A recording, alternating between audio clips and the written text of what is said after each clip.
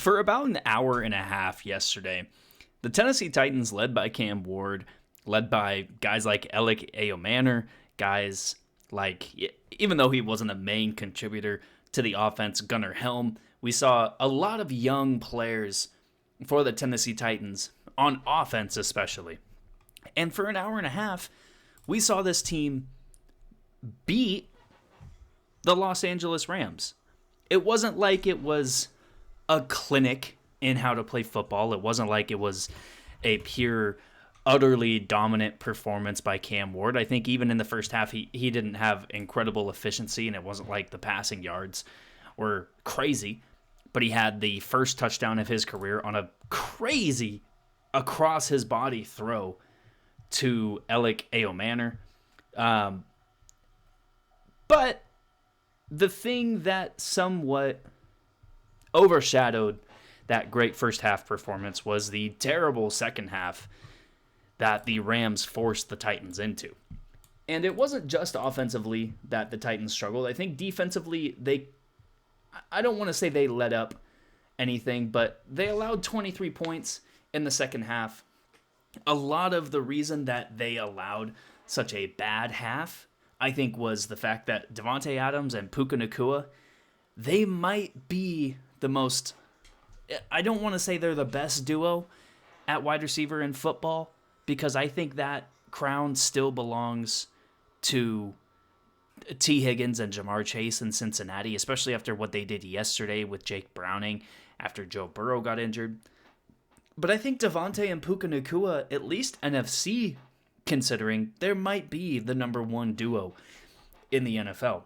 In the offensive line yesterday, I think played incredible. Kyron Williams, Blake Corum had two really solid games on the ground. The number gets inflated a little bit, the rushing yards number, because Puka Nacua had one rush for 45 yards. But I think the offensive line gets some credit for that too, because that was on a jet sweep on 4th and 1. And Puka Nacua really almost didn't get touched on the way to scoring that. He broke a couple of tackles, would-be tacklers at the line of scrimmage, but I really wouldn't think that that play is really factored into the offensive line statistics. I think more looking at the fact that Matthew Stafford got sacked once.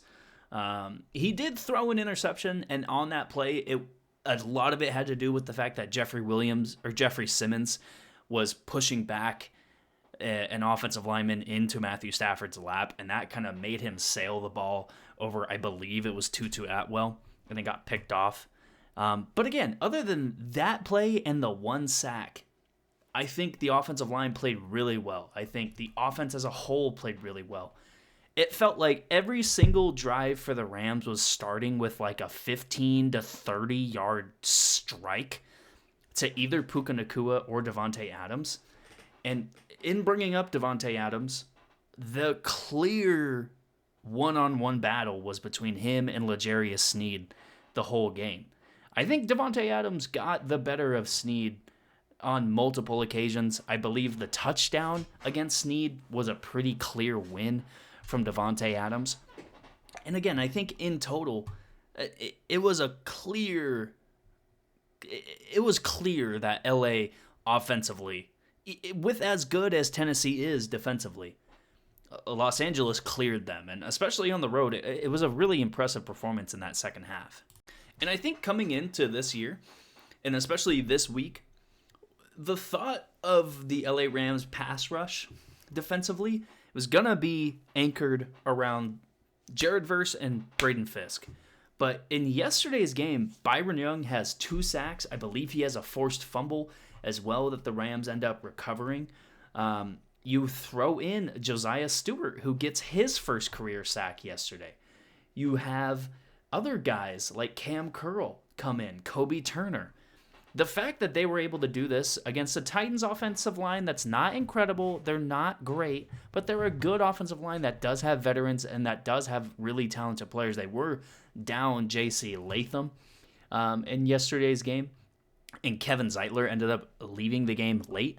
But I think still, it was a good performance from the LA Rams defensively And it was a game that they should have won, and it was a game that they should have won by multiple touchdowns. And I think at the end, the 33-19 score, it wasn't like there were scores late that made it look worse than it was. I think 33-19 was the exact score, or at least the exact margin that we probably should have been expecting coming into this game. I think the only thing from the Rams offensively I would nitpick at is their close to goal line offensive play calling. There was a point in yesterday's game where they had, I believe, 3 drives that went into the Tennessee Titans 10-yard line or shorter to the goal line, and they passed on every single down. I think at some point they did run the ball, but they had a streak going of consecutive plays of passing the ball in that situation, and I just don't think Tennessee has a good passing defense with L'Jarius Sneed, with Roger McCreary, with the guys that they have. I think they have a good secondary, and especially in goal-to-go situations, I wouldn't necessarily just think the best plan of attack is to get back there and throw it. And if they don't believe that Blake Corum and Kyron Williams can get them in the end zone, then I think that's a problem. And I think that's something that they're going to have to address going forward. And look, there's no moral victories in the NFL. There's nothing from yesterday's game you're going to point at and say, you know what, Tennessee, I'm happy with how you performed. Because, again, they got beat by 14 points. They got outscored in the second half 23-6. But I think that first half, especially how Cam Ward and the Titans ended it, they got an interception late off of Matthew Stafford in that first half. They got points on the board on 3 consecutive drives. This was looking like it was going to be a closer game at one point, but they didn't finish in the end. And maybe that's the thing to look forward to, is having this team finish, having Cam Ward put together a full game where he's getting all these guys involved. Calvin Ridley, Alec Ayomanor, Gunnar Helm, Tony Pollard out of the backfield. There's other guys on this team that had good performances. I think, honestly, Chimere Dike, both in punt and kick return, had a solid performance. He had a punt return called back due to a questionable blindside block penalty there late in the first half. And if he scores that, we possibly are looking at a different game. I think Tennessee actually went down and scored on that drive, so it's not like it changed anything dramatically, but a punt return touchdown is a real momentum shifter, and that is something that could have changed the game potentially. I don't see it being that massive in terms of the final score, but again, it could have been something. With yesterday's win, LA keeps up with Arizona and San Francisco as both of those teams won their games, and LA is possibly going to be the first of the 3 to lose their undefeated streak to start the year. They go to Philly next week, but there is a good chance that they could upset Philly. I'm not going to sit here and say that Philly looked perfect against Kansas City yesterday, but they beat Kansas City on the road. That's a really tough opponent to beat on the road, and getting it back to LA, Philly is going to be a really tough opponent on the road, because of the crowd, because of the team they're playing, because of some injuries that they had. I think LA probably loses the game. But again, it's a tough opponent. LA probably played Philly the toughest on Philly's road to winning the Super Bowl last year. So I'm interested in the game. I'm really hoping that I'm actually able to watch it on Fox and watch a different game. But I guess I'll have to wait and see what happens there. Tennessee will take their 0-2 record back home and play the Indianapolis Colts next week. The Colts team that is off to a surprising 2-0 start. They've put up, I believe, 30-plus points in each game so far this year. And they won, in my opinion, a stunner yesterday against Denver. I didn't watch the game yet, but I know based off of the field goal at the end, there was some controversy.